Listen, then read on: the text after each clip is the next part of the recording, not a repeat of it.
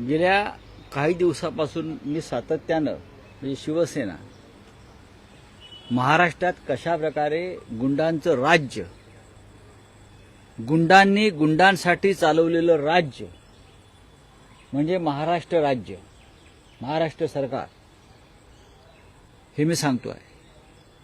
मुख्यमंत्र्यांच्या शासकीय निवासस्थानी, मंत्रालयात, इतकंच काय ते विधान भवनात सुद्धा नागपूरच्या अनेक गुंड, गुन्हेगार, माफिया हे सातत्यानं मुख्यमंत्री आणि त्यांच्या बाळराजांना भेटत होते, आजही भेटतायत. मुख्यमंत्र्यांच्या अभिनंदनाचे स्वागताचे बोर्ड ठाण्यापासून मुंबईत कोण लावताय? तर हे गुंड आणि माफिया लावतायत. अनेक कॉन्ट्रॅक्ट्स, अनेक कामं सरकारी ही गुंडांना दिली जात आहेत.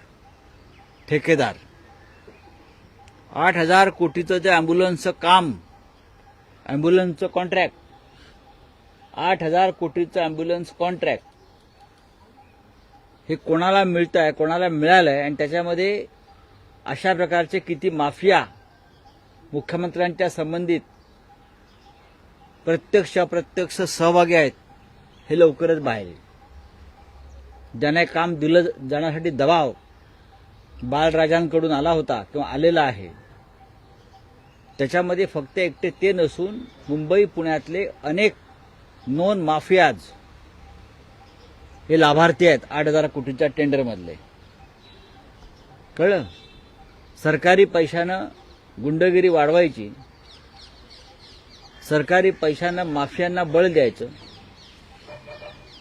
पोलीस हे गुंडांचे संरक्षक झालेले आहेत. शिंद्यांच्या टोळीमध्ये गुंड आणि पोलीस एकत्र आहेत, हे सांगतो मी तुम्हाला. मुंबई, ठाण्यासह अनेक ठिकाणी ज्या पोलिसांच्या नेमणुका केलेल्या आहेत, हे सगळे शिंदे सेनेचे सदस्य आहेत, शिंदे गँगचे सदस्य आहेत. आणि त्यांचा हिशोब 2024च्या निवडणुकांनंतर केला जाईल. त्यांची यादी तयार आहे, हे त्यांनी आत्ता मी सांगतो.